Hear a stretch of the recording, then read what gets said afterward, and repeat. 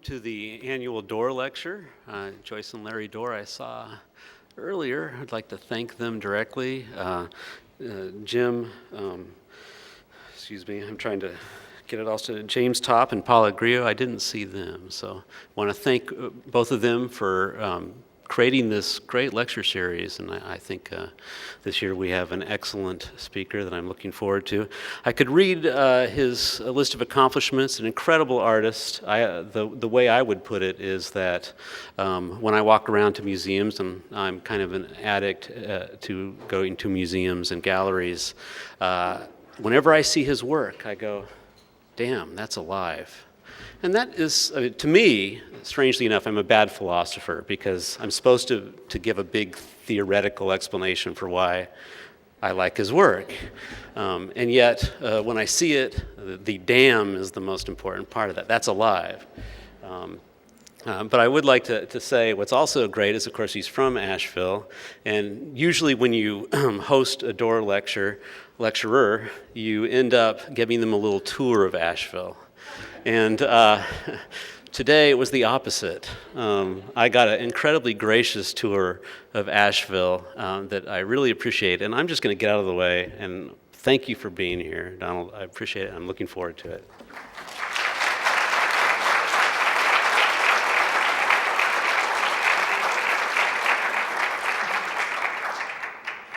Can you put on the first slide? No, that's not.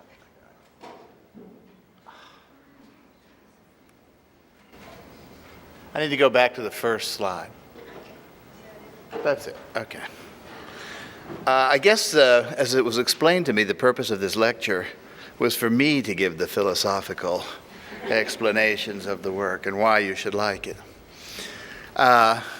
It was an interesting idea, I thought, and it's something that I kind of thought what I would do is show you the first works I made and take you through a little tour of what I'm doing now, and talk a little bit about what drives an artist to make certain kinds of art and certain kinds of imagery, and how you apply it to the works that you're going to see. First of all, when an artist begins to make a drawing or begins to approach a blank canvas, every stroke he makes, whatever image he's using, is ideological. You have a point of view about what you want art to be, and you strive to make that object real. So consequently, Picasso didn't really see twisted people, but he had a point of view as to what he thought that painting should do and what painting can do. I come from a period of painting where my influences probably started with my father, whose influences were Manet and Matisse, and then later Jackson Pollock. So my first exposure really was to abstract painting. I grew up working here in Asheville in the theater, so I brought to the act of painting a desire to do highly theatrical and works that contained both the act of making the creation, writing the play, acting in the play, and performing it all at once. So I was more comfortable making paintings that were not on canvas, but that were on hard surfaces like a stage floor or a ground. That was also came to me when I was at the Art Institute, and I was involved with Arte Povera, which was a movement from Italy and Europe that used simple materials. And they were very ideological in their use of simple materials, bottles and glass and found objects and things like that.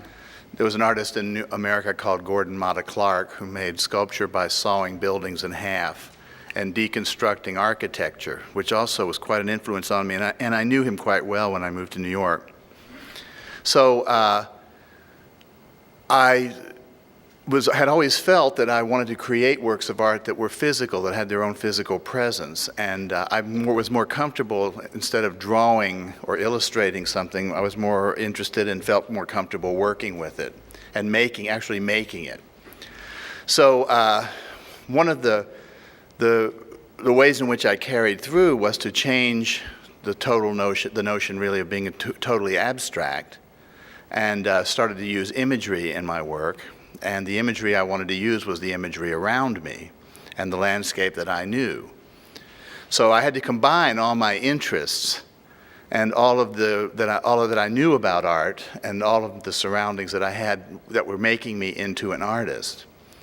And one of the problems that we have today, I just want to say this very briefly, I feel that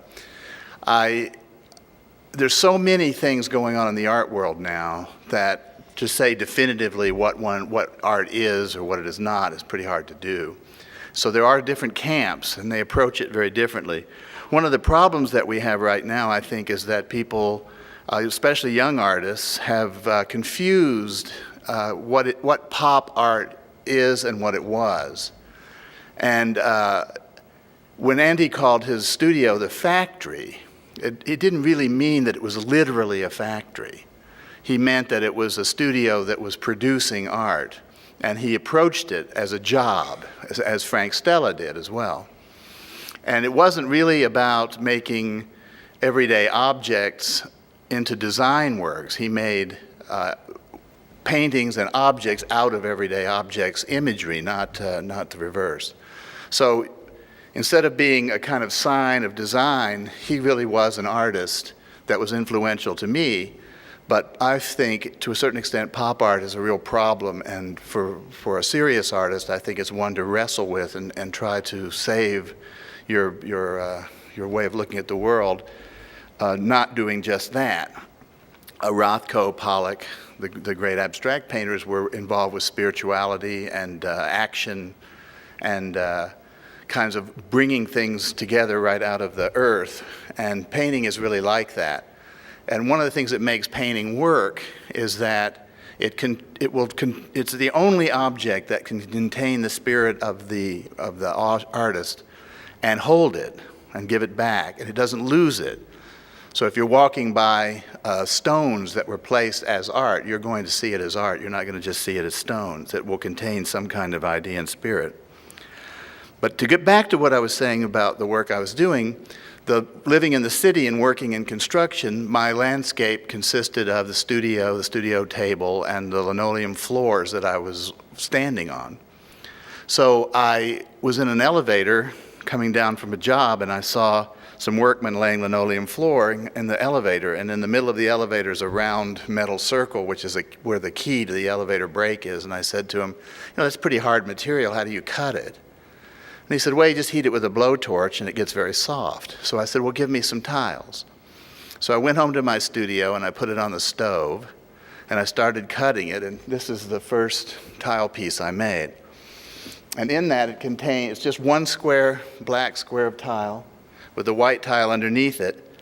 And the only things I had around were tables to work on, things to cut on. So I made the table, and I cut it in half, and I put those are the two negative spaces put together on the top. And that was the beginning of sort of combining the floor and the studio. And then the next ones, I started to peel it apart, and there were different objects that what I wanted to have on the table. You can see a coffee cup and a vase. And when I pulled the table out of the square, I had a factory building with smokestacks. So the first works that I did for people actually was I would inlay linoleum floors in their kitchens. And this was 1976. This is my first year in New York. These were the paintings that I was making. That led to my love of the city, using the factories and using the flooring and the skies and so on, and buildings. So I noticed the space between the buildings became solid. And you have these called building canyon paintings, which I made quite a few of. And I wanted it so, like in the other ones that you saw, if you turn them in different ways, they became either the factory or the table or the building. If you turn this around, you've got one building surrounded by the sky. And if you look at it this way, you have this negative space between. And then I started getting involved with strided linoleum and making that into landscapes. And it's an old technique, actually, but linoleum is a cheap manufactured version of marble.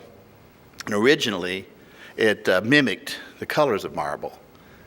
If you go to the Vatican and look at the great St. Peter's, you'll find beautiful murals made of inlaid stone that has all the landscape capabilities that you would see, but it's just a flat stone. And so I use linoleum that way too. And I made this the sky. And you see this quite a lot in New York. It strikes you when you go up the avenues. You have this. Originally, when New York was laid out, that nothing was to block the avenues. All the tall buildings were to go up the avenues, and nothing would be built across them. And the Pan Am building above Grand Central was the first destruction of that idea. So you used to be able to look all the way down Park Avenue, Broadway, any of the other ones without any obstructions. But that's changed. But these views are real views that you can see next time you're in New York. You'll see them. I think part of the idea that I had was to keep using simple materials and to make things that you couldn't really forget. I was talking to a student in Canada, and they were talking about how their work really was about their memory. And I said, well, your job as an artist is to get inside other people's heads. It's not to get them inside your head. So you want people, when they see something, you want a person to see something that you've made, or you see something outside, like a road with a yellow line, you want them to think of you. You don't want to think of a road. You want to say, I remember that in a painting. Now they start seeing them as my paintings. There's a photographer named Rudy Burkhardt who also took pictures of these in the 50s that are just marvelous as well.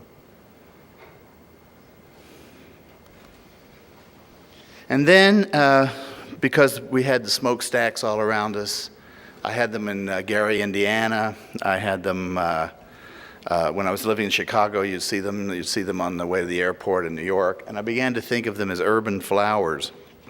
So the first ones of these I called irises, urban irises. And the fire coming out of the barrel shape was sort of like the little bud. I started going up with the paintings. The first ones you saw were 1 foot square. Some of the later ones were 4 foot square. Everything is based on the system of the square, the 1 foot, 4 foot, 8 foot, 4 by 8, 8 by 8, so on and so forth. And I started just using color only as a signifier. So fire is yellow, skies are blue, the stacks and things were black tar. The black tar came from the glue that I used to put the linoleum down, glue it down on, and they fell off the wall because they weren't meant to be vertical, but I'd see the black goo behind it, and I thought, well, I'll just put that on top. So partially, part of making a painting is to find your way through it as you're making it. And all the work that I do, even to this day, involves only about 4 materials. There's linoleum, the structure that it's on, and then panels, the squares, plaster, and the signifying color. But you'll see hopefully by the time we're through, you'll see quite a range of work from just a few elements. Then I took the smokestacks and I started making them into fire paintings. And the way that happened was using the linoleum, as I was making the cuts to put the tar in, I was painting the fire with yellow paint.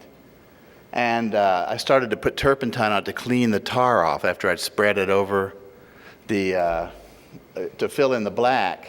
I used a trowel to spread the tar, and it just was kind of went everywhere, so I had to wipe it off with solvent. And as I was wiping it off, I realized the solvent was giving it this incredible smoky, fiery color and the drama that I wanted. So I just left it all goopy like that. And so that's just yellow paint and tar and blue tile, but it's kind of, I learned that the color sepia comes from the seepage of the tar. That's where the color comes from. Because even in the 18th and 19th century, they used bitumen for paint. The black is made out of a kind of tar. And the raft of the Medusa, they have to take down about every 50 years and turn it around because that bitumen never dries. It keeps moving. But this is really a kind of rubber, which my father had a tire shop, and I suppose that my interest in rubber has never stopped. Then I took from a series of those forest fires, I went to turning the shape of the tree which had mimicked the smokestack. I fluctuated between nature and industry. And then in this series, I'm not showing you all of it, but just some of it, this is called Plant.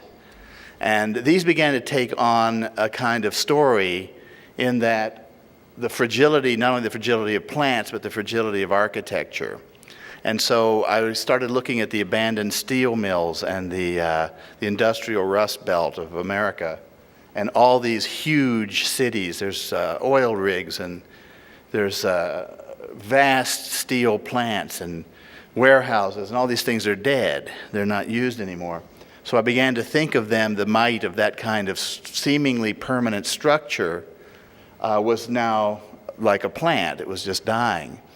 I also felt that the architecture of the plants was similar in a way to the architecture of the paintings I was using. So they had this incredible structure of wood and linoleum and rubber and all these things, but in truth, the meaning in a painting, what you're trying to say, is actually quite fragile. And these have incredible power largely because of the sculptural quality of them. But the surfaces of them, what really engages you and what you really see, is quite thin.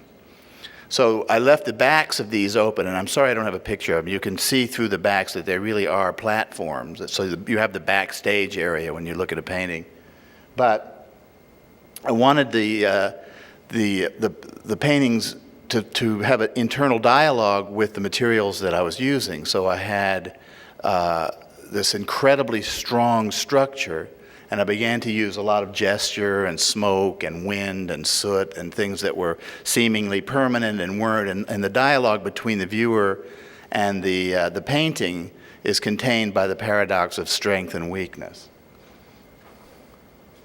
And with these, I began to focus in on the fires that were going on in New York City at the time. There was quite a lot of them in the paper. And of course, there's a lot of firemen paintings. And before firemen became the national role model, I had a lot of paintings of them. And this one, you can't really see it so well because of the light, but there's a ladder over on the far left, and you're looking up at a fireman with his little tank, a little circle. It's not important, but he's there. Anyway, it's a Rococo view, like you would see of an angel in a Rococo painting. And I started using the fire escapes drawn the way you would see them in the Goya paintings, the Manet paintings, the decorative balustrades that were in French painting, and using the firemen largely like you'd see the cypress trees or the smokestacks, or you'll see there's airplanes. There's a lot of different things that were done this way. I wanted the imagery of figures to also be somewhat generic, so that you recognize it only from its uniform. So it's not an individual per se, not for the purpose of the painting. It's the introduction of the element of humans' structure for dealing with chaos. So you have chaos and then you have order is introduced into the paintings. And there's a lot of that. They're always between you and the disaster. And some of them actually get so complicated that it was almost hard to make out what you were seeing. And I felt that was important because in some kind of active catastrophe, it might not be clear what you were seeing. And this was kind of brought home to me. I know everybody's tired of hearing this, but I was standing a few blocks from 9/11 when the planes hit. I heard them hit. And we all went out, we were watching, but none of us really could understand what was going on exactly. And I felt these paintings at the time were like that. They were meant to be like that. They were meant to have people, there's always some system to deal with chaos. And while they're quite beautiful, there's a lot going on in these paintings of firemen. Then I decided to I moved away from those pictures to a certain extent. And I started to use images from old paintings. And again, these are the same materials. This is a piece from a Manet painting called Moonlight over Boulogne Harbor.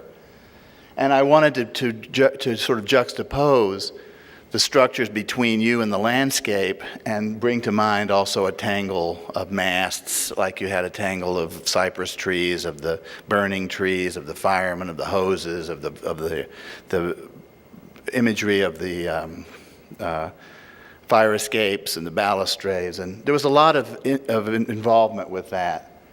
And these have actually quite a romantic depth to them. And this is exactly, looks like I have a house in Sag Harbor that looks just like this. This was actually the oldest house in Brooklyn, which some homeless people lived in and burned it to the ground. So it was the last surviving 18th century structure in New York of a little house, a real farmhouse. It's gone now. So these things began to also take on the aspect that what is gone is gone. It's not there anymore. It's finished. And like the plants, and like the even the smokestacks are beginning to go now. Although if you go out to different parts of the country where there's steel still being made, you'll still see some of that burn off.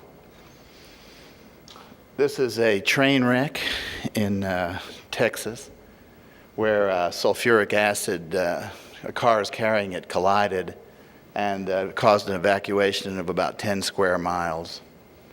And so what interested in me in this one was, again, the power of a train being destroyed and the destruction being somewhat invisible as it spread out further and further from the actual scene. You had this kind of creeping dread. This was a Coptic church in Cyprus that had been looted. This was a ferry boat that I think it was going from Amsterdam, coming from England. It was leaving Amsterdam and going across to Germany, I believe. I'm not quite sure where they were headed. I don't remember, but he forgot to shut the door, and the whole thing capsized. You may have read about that, and all the people drowned. And this is an image of them raising this huge ship. I'll show, this ship reappears in another painting. I'll show you how all these things kind of morph into different things. This is a part of the New York where they tore down all the tenements and places where everybody was living. They built this beautiful, it's called a maintenance center. And I like to use the telephone lines and the lines from all these things as kind of like gestures. I use that maintenance center idea to put at the end of this. This is called the Battery. And again, there's art influences in here. You have Edvard Munch, The Kiss in the middle. And you have the figures walking around. You have the feeling that that's a building you don't want to go into. And you have the street lights going back and forth. I did a lot of series of street lights earlier, and I used these because they were fake versions of old French steel street lights. They tried to make the Battery, these street lights, look like an old French promenade. And so you've got all these kind of official versions of grandeur, people sort of playing or going about their business. This one's called Drought Relief. This was when there was a great droughts in the Midwest, and all the farms were starting to fail, and they were waiting for some rain, which that finally did happen, and then it flooded. But what I liked about this particular one is that you have the man, you have the tractor, and then you have these Barnett Newman zips that go through it. So you have a lot of references in all these paintings to earlier paintings. This one's called Lines Down. This was my homage to Pollock. I did two of these. I did this one. I did a rig, oil rig that had burned down and was all tangled. And I wanted all the lines and everything to remind you of the drips and the movements of Pollock's paintings. And here in the front you have trucks, these trucks that have come to deal with it. It was a sabotage during the El Salvadorian Wars. The one side blew up the power lines, and so they were trying to come and repair them. So you'll see palm trees over here, kind of the paradise. And you see the destruction, and then you see again the version of the fireman in the front coming here to try to fix it. And while I was doing those landscapes and using a lot of imagery from older paintings, I thought at this time I wanted to put still life painting back into painting. I wanted to put imagery that had been thrown out of painting for so long back into the lexicon of art. And I started doing it in different ways. I don't believe I'm showing you the small ones, but I wanted to make paintings that instead of having you drawn into them, I wanted them to sit there like a lead weight, like a sculpture. So I wanted it to have not only physical weight, but to give you a visual weight. The way to do that, I thought, was to make a void and a solid at the same time. I'd been making drawings of tulips and black lemons, and I began to incorporate those into the paintings. And I also like to use color. So I wanted to use yellow, which is a sort of an acidic and difficult color to use, but what color are lemons? So that solved that problem.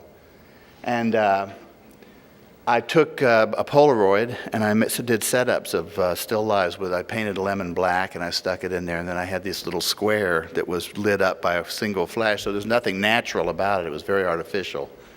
And it was quasi-industrial.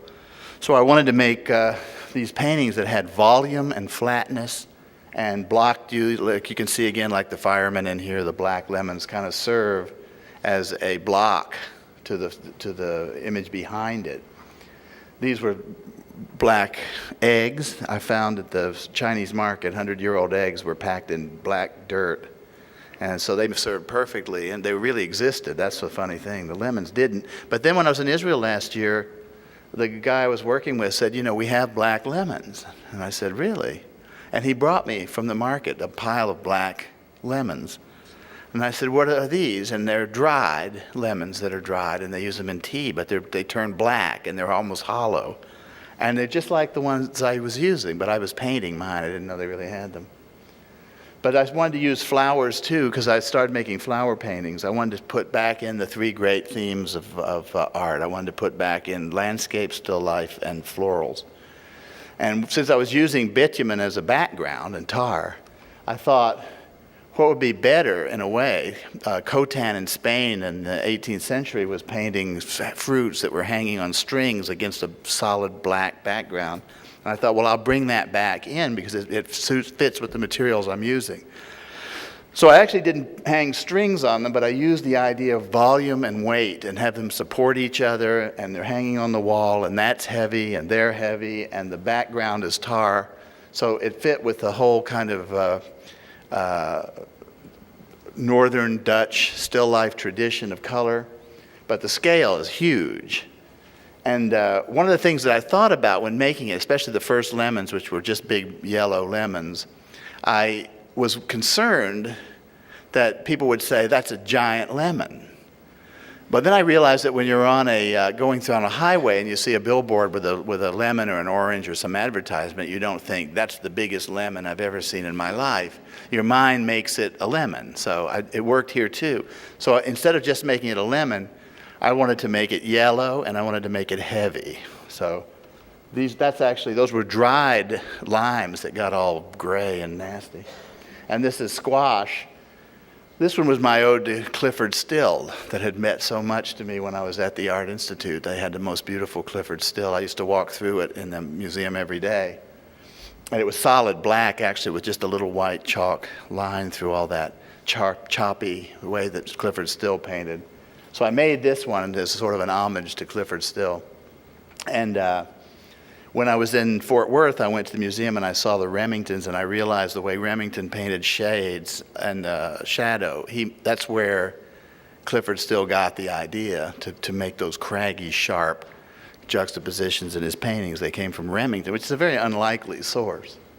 And I'm sure if he knew that I said that and he was still alive, he would come down here and kill me. But that's absolutely where it comes from. So I started using the flowers, and I started using the eggs to nestle in there and to block it, and using the spots of the centers of the flowers as little versions of those objects. This one was another version of the yellow roses and eggs, and I call these paintings my Spanish paintings because they reminded me so much of the colors of the great Spanish painters, the yellows and the dark colors and the big blacks. And then the floral paintings, this was the first big floral painting by itself. And these are not in chronological order, so you just have to suspend some disbelief. This was done before I did those big orange, black eggs in the flowers, but the flowers in the background came from these paintings. This one came from the smokestack in the fire. And the vase I used was the balustrade on a house I had in the south of France. as the Italianate, the way they did the Italianate banisters. These are the balustrades were vases, a vase motif. So I used that, just lifted it from the balcony and stuck these mums in it and just used those like the fire coming out of the smokestacks as a kind of gesture versus the stack, which was industrial. And so the series of all of these, this one is made by just simply carving away all the black tar off the white linoleum. You can see the squares in there and the grid. And in all of these paintings, the bottom half is the industrial and the top half is the gestural. So like the smokestack and the fire, or the firemen and the fires behind them, you have the manufactured and you have the expressive.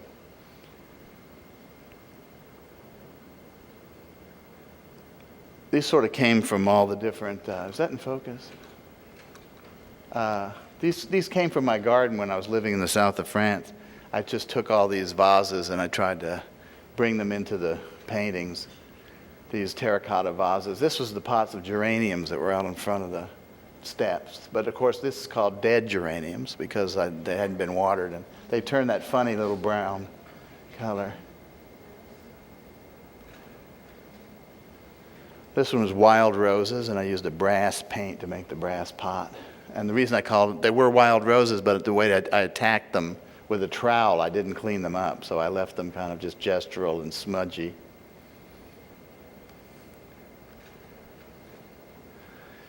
This one is called Matisse Flowers and Vase. I took the vase out of a Matisse painting and then I drew the tulips out of the top with chalk. So it's a very big painting, but it looks like a very small drawing. And I did several odes to Matisse in his paintings. Now this painting, if you remember the ferry disaster, I turned it into a tourist pot. So I silk screened the image of the disaster on the pot and stuck some flowers in it. And now it's something you could put on the table. It was another sign of how things can slip away, become something quite different.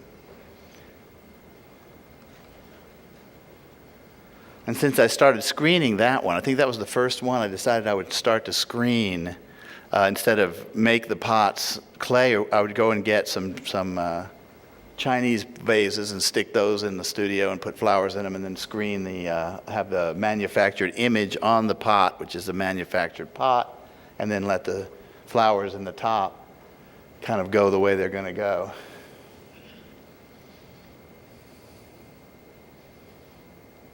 So the result of what you see streaming down the pot is a result of working into the flowers to clean up all the places where the paint had been troweled on to bring out the flowers, and it runs down and dissolves part of the screening ink.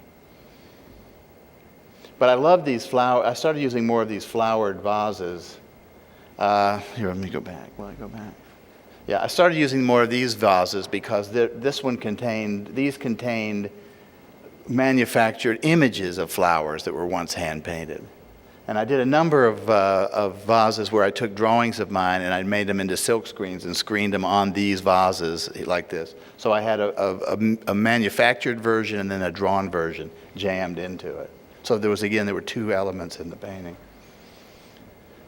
This is called acanthus, which was a flower. It was in the garden in Saint-Tropez, and I just loved the way it looked. It's so spiky, and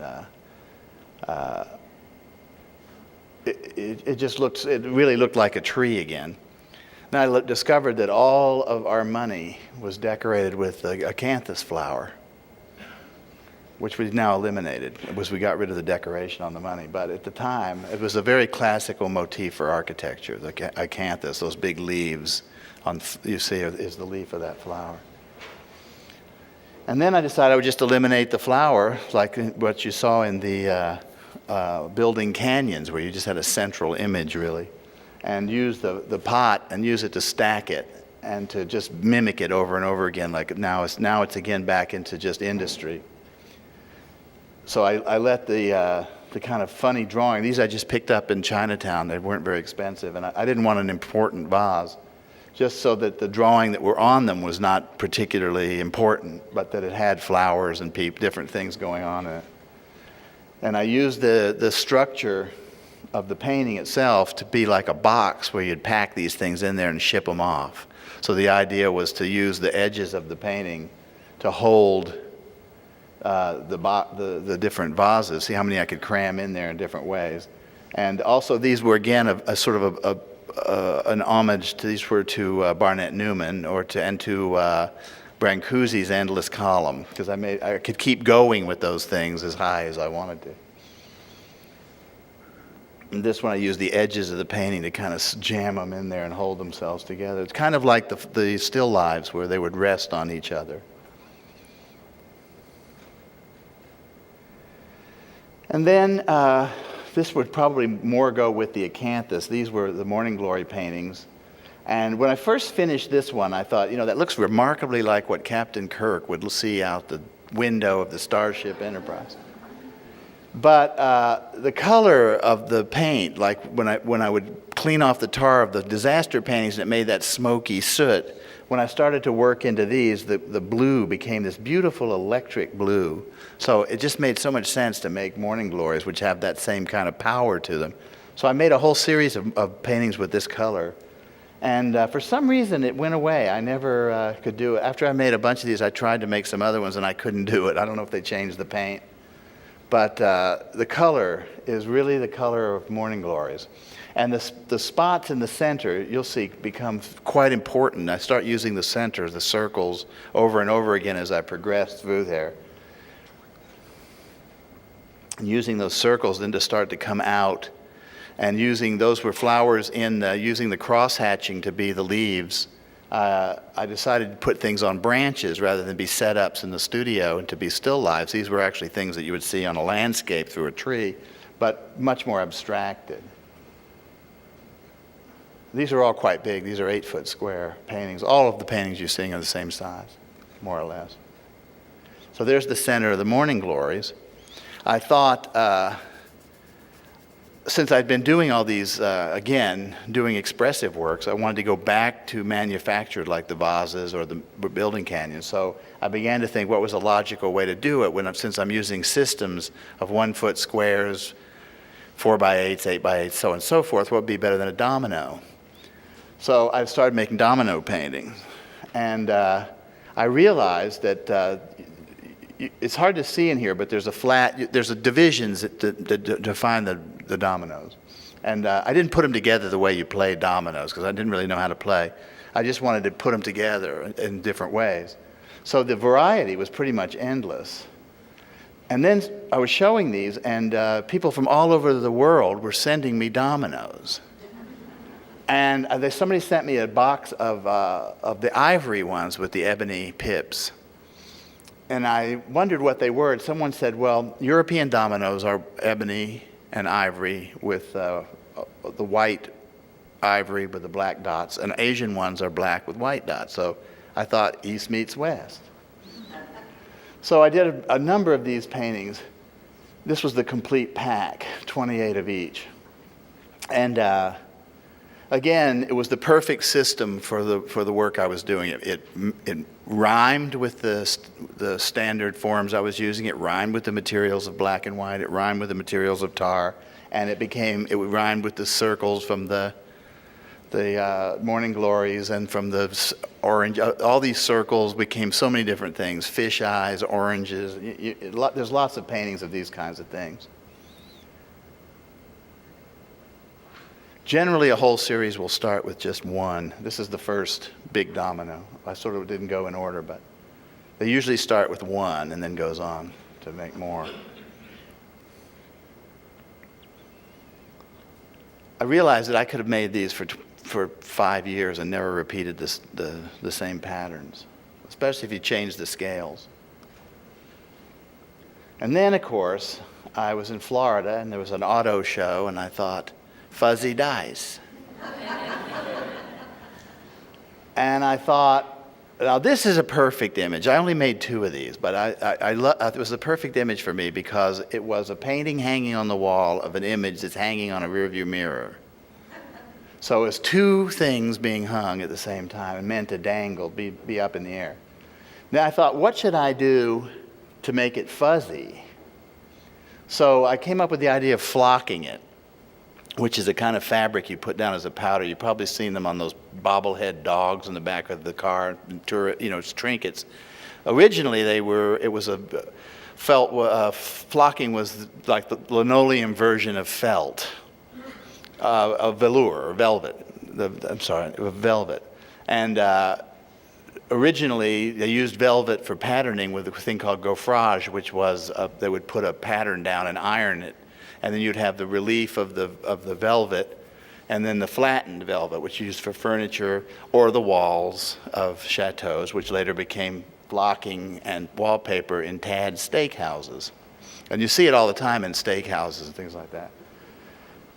But it was another good material for me because it was easy to apply, and it was fuzzy, and it worked. And I began to use that for millions of other things.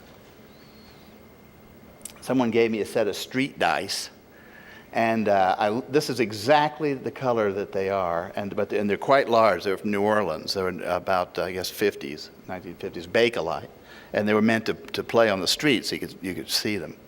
And I had this particular color I'd used in early pictures of Bosc pears, which is a kind of translucent color. And when I put it on here, it was exactly the color of those dice. And for some reason, this little painting, this is a 4-foot painting, has the enormous weight to it. And yet the paint is translucent. So it was really a successful picture for me. Then I went to buttons. Buttons were fascinating to me because they were very sort of a southern image in a way. People were, there was a lot of traditions with sewing buttons on the bottom of clothes in case you lost one, or having an extra button somewhere. And it's an image that's meant to conceal things or keep things closed. So I thought it's a great image. And with the material I was using, I could sand down and make the different level where you'd have the recessed part where the button would be made. And then I started using a very shiny paint which we could sand, and it became very hard plastic. So it really became like making an actual button. And also it's a highly industrial image. It could be a cog, it could be a gear, it could be a number of things. And you can see the edges of those cut out like that. And they're very minimal too, which I liked a lot. And I could repeat them. I did quite a few of these paintings. And then, because they were hard edge, I decided I would go back and do big paintings of something even more gestural and ephemeral, and I did smoke. And I made these by taking photographs of smoke, which I've done a lot. I've done a lot of these things. I did prints of them. I did a series of photographs of them. And what I loved about them was that, in a way, for me, it was like a different image of how to look at photographs, because it was a black field with the smoke, and they were very hard like that. So it didn't have any depth, but it was an actual thing. And it wasn't abstract per se, because it was exactly what the smoke looks like. And it was floating, but you couldn't tell it was floating. So in a way, something that was so wispy became a sculpture. So I wanted to capture that in painting. So I started to make these. And with the tar, I just used spackle that I use on everything else, and I just put it on with a sponge really fast and drew it in really quickly, and then sanded it so it would get smoky. And it did pretty much what I wanted it to do. So I had taken something very, very ephemeral, like the fire and the wind and the things I'd used in the other ones, and I'd made a sculpture out of it in a way, a visual sculpture.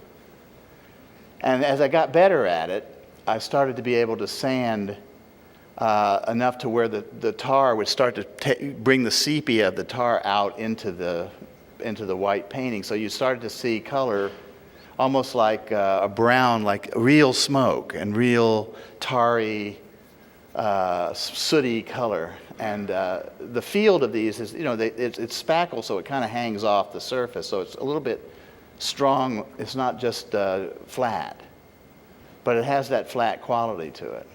And it also had beautiful gesture.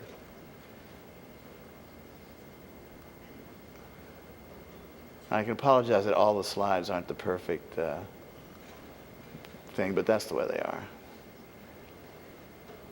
So you can see the brown color in there, and they started to get quite colorful. And there were smoke rings that I blew. And here's a white version of flowers in a field. And then I decided that I would combine the buttons, go back to the hard edge, combine the buttons and the flowers.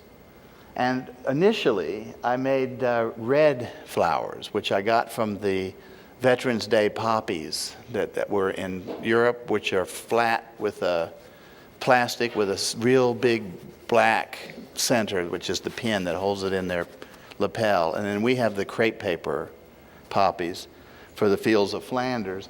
So I wanted to make poppies that were artificial and plastic and hard, but still had the kind of shape of that. That's just green linoleum that I left with the black paint. And this one, I don't know why it's so dark. Let's see, I have a better one here. Yeah. This is a blue one. This is actually at the Mint Museum. They bought that painting, so it's down there. And these I started making 8 by 12 feet, so these are quite large paintings. And the blue is the same blue I used in the buttons, and it has that same plastic quality. It's very, very shiny and very manufactured. But again, like all the others, I left the edges, which are made by troweling, just the process of making it. The drawing through there is just the tar scraped away with a chisel.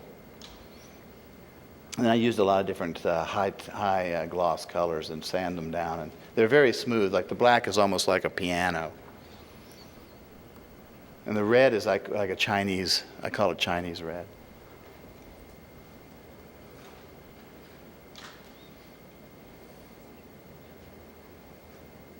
I did a blue version of this, so I had the boy and the girl, pink and blue.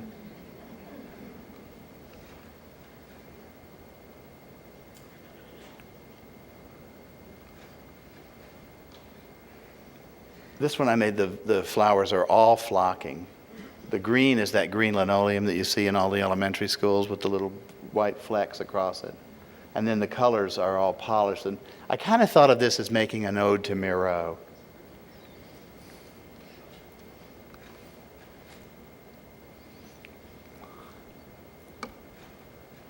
This one is all the colors they make in flocking.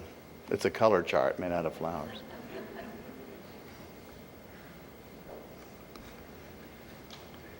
And then butterflies. I picked butterflies because, again, they're symmetrical. And if they open their wings, it's the same on both sides. I took these out of butterfly books. I did a series of prints of these, too. I did a lot with butterflies, like the vases. They had a pattern to them that was symmetrical and otherworldly in a way, but was perfect for what I was trying to say.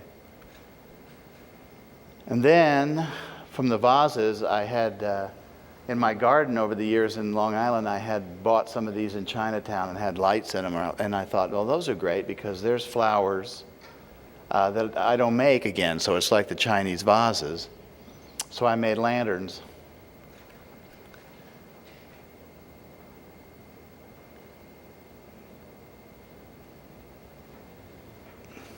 And again, this is the same idea as the vases, but it's they're light, so they can float. They don't have to touch. And it goes to that big one. And that's the last slide. So if you can imagine, we started with that two little white table, and I ended up in the woods, which is where I am. And I'll see where it goes from there.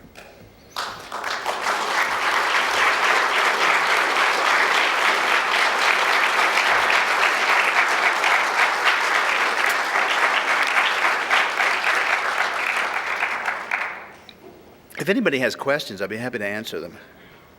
Because I'm probably left out half of everything. Yeah.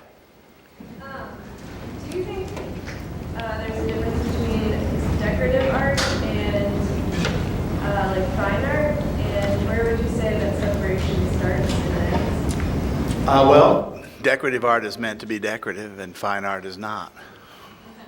But I mean, fine art is decorative. a Mondrian painting in a white room is as pretty as it's going to get. But the intent is not for that. It's a contained unit. A decorative art is meant to be seen as in a different way. It's meant to be decoration. Do you think that your later work maybe does it start bordering decorative art? Might, but not really, because the intention isn't that to do that. So they're contained. They move around. They're not meant to be decorative, but they're meant to be manufactured. They're meant to kind of play on the paradox of the natural and the unnatural. So something that looks decorative, if its intention isn't to be a decorative art, it isn't a decorative art. That's why they call them two different things.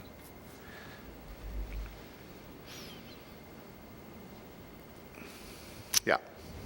In your fireman painting, you described the tension of order and chaos, and you pointed out that the firemen have to be opaque. There's no face. Why can't they be individuals and still perform that?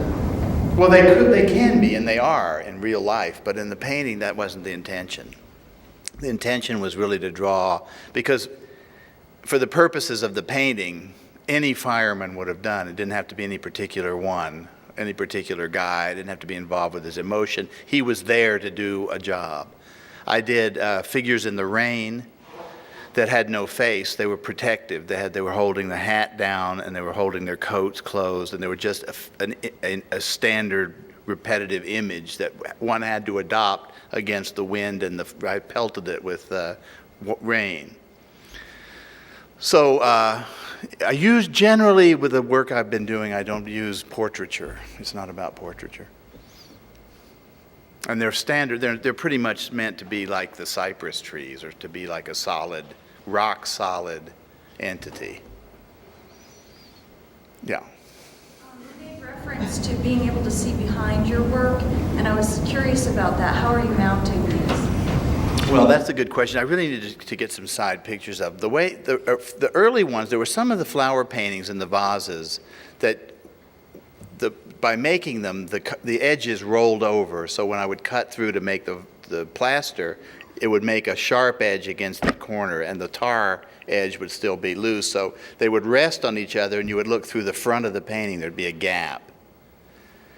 And then later, when I put them together for the landscapes, I decided that I wanted that to continue. So I took a stretcher bar that I bought at the art supply store that anybody can buy. All the materials are standard. They had to be standard materials that anybody could buy. They weren't made for that particular thing. They were generic. So I took a stretcher bar, and then I took some steel gas pipe that I was using when I was doing gas plumbing, and I put them to separate the platform from the stretcher bar. And that had the added metaphorical aspect of saying that this, even though this is made out of all these materials, it's still on a stretcher bar, it's still painting. So it leaves a gap of about 2 inches. So you can see the wall, you can see the hanging devices, you can see the back of the painting, you can see everything through there, as well as you can see the front of the painting. And again, the idea was that this structure is very solid, but what you're really looking at is the image on the front. So that gives a kind of lightness and heaviness at the same time. And all those tiles are mounted onto some kind of board.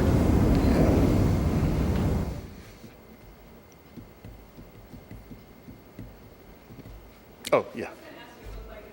You started off with a lot of black and white and pretty neutral, and then you progressed into really a lot of full color.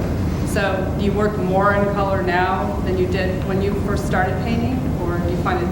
I think it goes back back and forth. Yeah.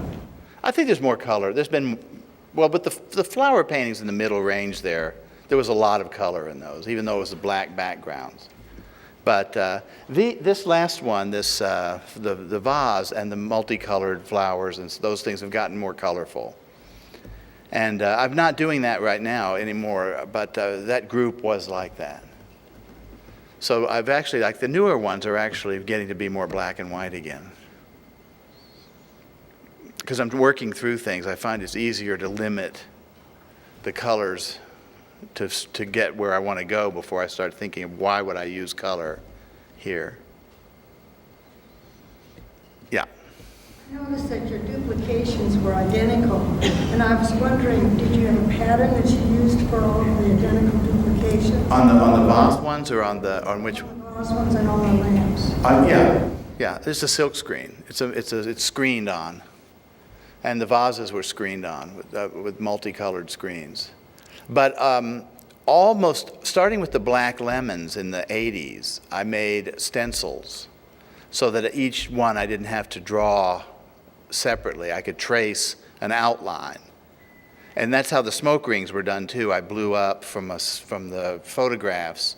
I blew it up onto the canvas, and then I would just make a quick outline of where I was going to put the smoke ring. So I knew what I was doing when I confronted the canvas. When I confronted the image, I knew basically what I was going to do and where it was going to go, although it doesn't necessarily follow that perfectly.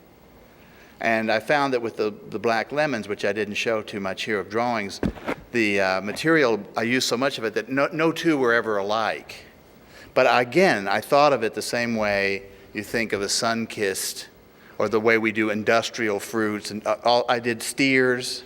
They're all raised for production. They're all bred out they're made to be all the same. The fruits are made to be the same. It's all generic. So I use generic fruits. I use generic animals. I use the generic firemen.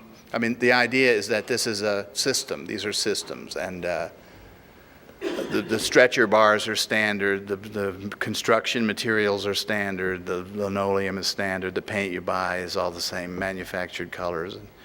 So, I mean, it's a consistent image. The vases are standard. The lanterns are standard. It's just a repetition, looking at the repetition of kind of the industrial and natural world. I mean, even the butterflies, in a way, I'm sure they have their own personalities, but I can't tell one from another. Yeah. Just to clarify, in terms of your materials that you're using, you talked about the structure behind, and then you have, plywood or something that's attached to the structure behind it, and then you have the linoleum tiles. Do you carve into the linoleum, Yeah. and then do you fill that with a plaster? Yeah. Okay. It's the wall and the floor. The tar is like what you have on the road, so it's like drawing on an asphalt road, the black. The linoleum is the floor, but then it's filled with plaster, and the color goes in the plaster, which is like a mural. So the whole structure is basically architectural, and the way of approaching the painting is architectural. So it's like plaster of Paris, or what? Well, I use spackle because it's stronger. Plaster is very soft, and it tends to break too much. Like joint compound then? I use DAP spackle. It's more for what you fill in holes. The mud is actually probably as good, but it's just thinner. It tends to shrink more. This is a vinyl paste, really. So everything's kind of plastic. In fact, when I was spreading the tar in the early 80s, I kept thinking I was going to run across Jimmy Hoffa's ring.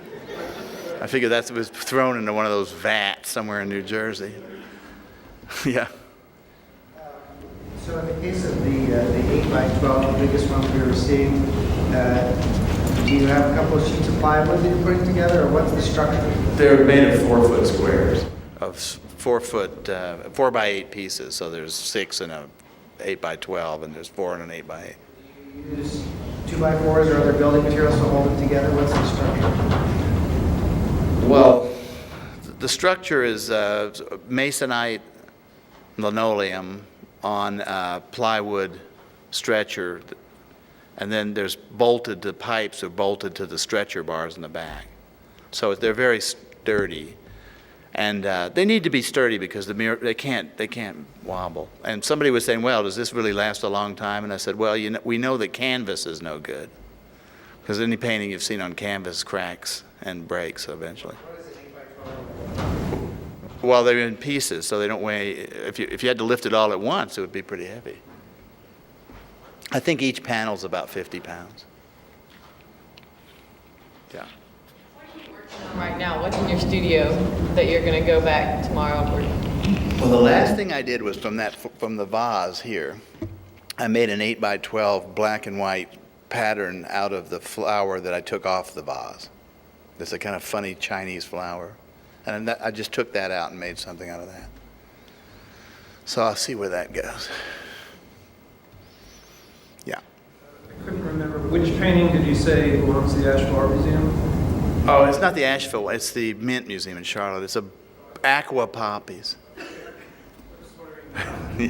Which painting will eventually... They're very different when you see the paintings from the imagery, but it's the best I can do. With imagery is kind of complicated if I don't show details and things, which I probably should do, but I don't do so much educational things with them, so I don't do that. But I really should when I give lectures, because it would be clearer if you could see what I was talking about.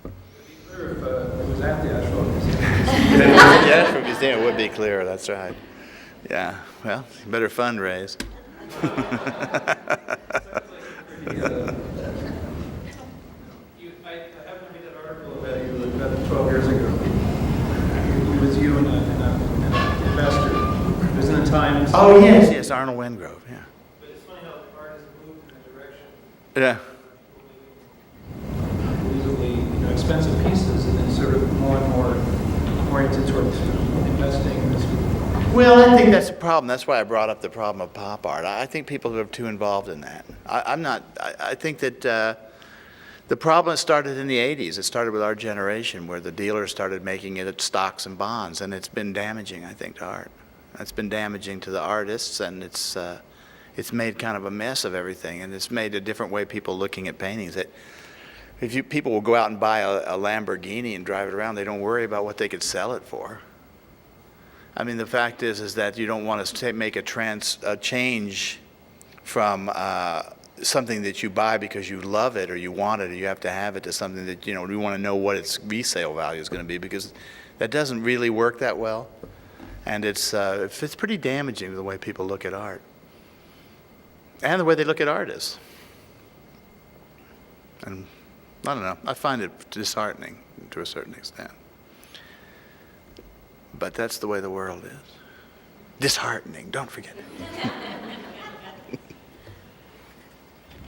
Yeah. On some of the poppy paintings, I was noticing where the poppies would break the border. Are you taking another tile and then cutting it and layering it on? Where's the painting coming in? Now, which one are you talking about? Some of the floral pieces. The ones that are repetitious? I'm not Repeated? sure. There were a few where they broke the boundaries of the format that you designated, where the flower actually comes out. Oh, yeah, that's because of the way it's made.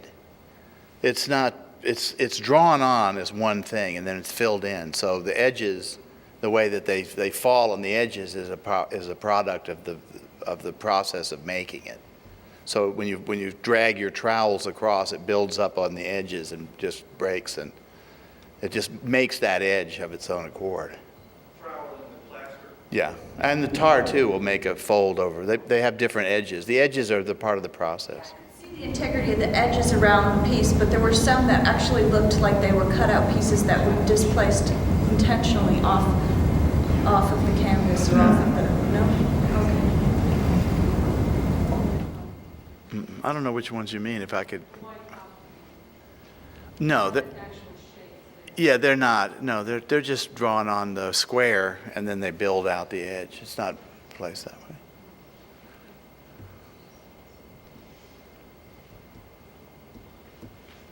Oh, yeah. I was going to ask, seeing the composition is drawn to the square, I was wondering if that just came from the linoleum or if you have other sort of interaction to the square. There are some, maybe that's also just just chance of what you showed us, but there's a lot of it. No, I usually did squares. I did squares because, as I showed you in the very first piece, the idea was that it could be moved in any direction. And I just kept that conceit. And it also helped me eliminate trying to make the aesthetics of what size to make something. It has its natural scale. So if it becomes a horizontal, it does so because there's an extra panel on one side, or a vertical because I've added another one, but it's not to fit in any particular way. the squares are actually, in some ways, for reproductions and things like that, are not that good because most things are not square. So, but it's standard. It's the way I work, and rather than try to fit it into something else, I'd rather have them fit it into that. And there's something nice about a square. Seems like it kind of, in some ways, comes, is in line with, talking about the heaviness of your pieces, we're wanting to make them seem sculptural, there's something about a square that kind of maybe lends itself to that. It's kind of like a platform. It's like the stage. It's like a boxing arena. Things are square. I mean, they're raised up. They can be, they're a platform.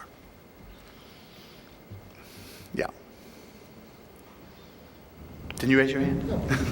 On these series, do you tend to stay with a series for about the same amount of time, or did some of them last months, weeks, days, years? Well, sometimes they last for a long time. Sometimes I revisit them.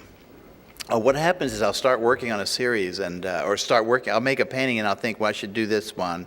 I should do this with it. And so it'll take me to the next painting.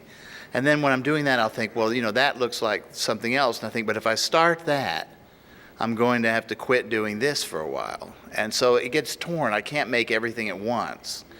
So I do generally have 2 or 3 things going on in the studio at one time. I have the flowers from the vase, this one going now, and then I have these.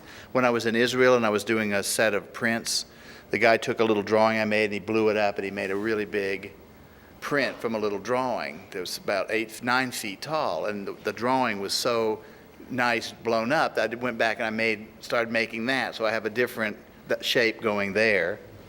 And I was working on these Japanese pine paintings, which I took from the No Theater sets, which is just a Japanese pine in all the theater. They only have one set.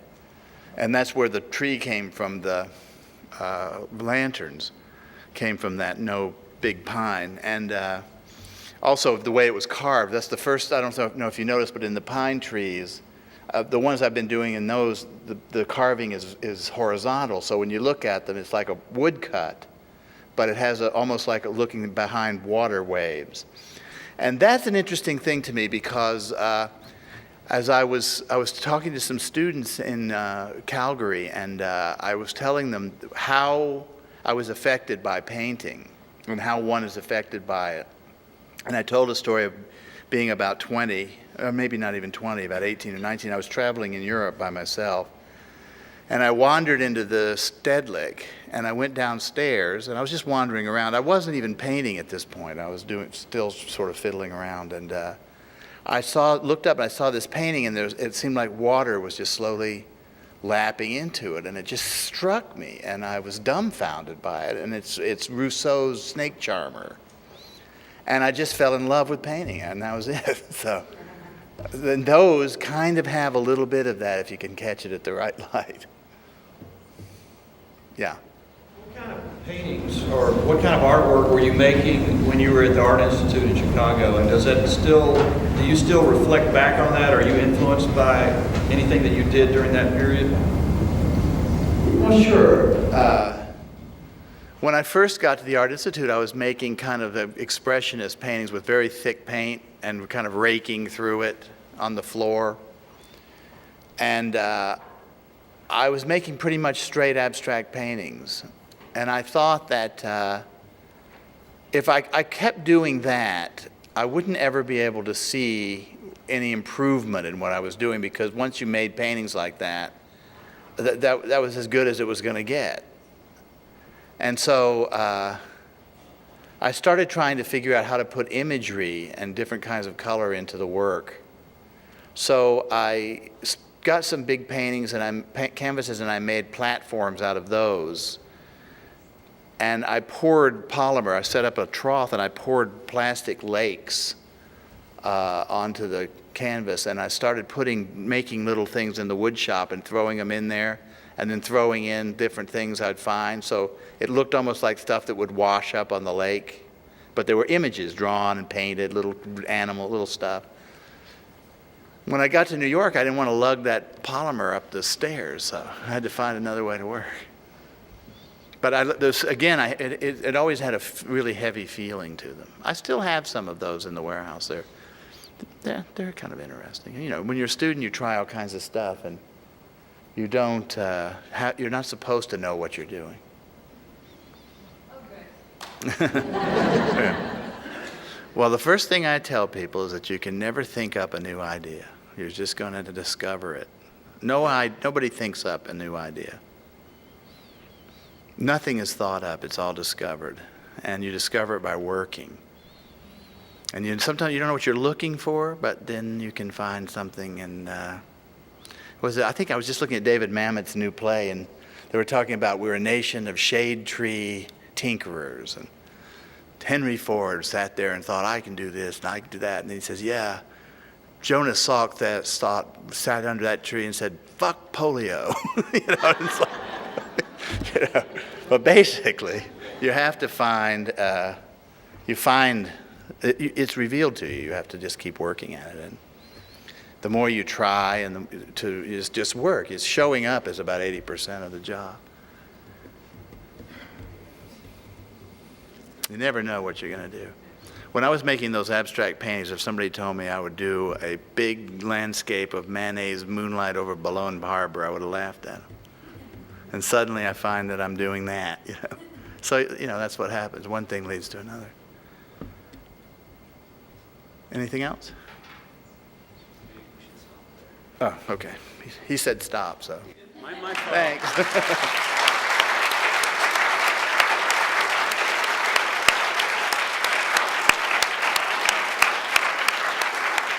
Thank you all for coming. Thank you, Donald. Appreciate it. That was great.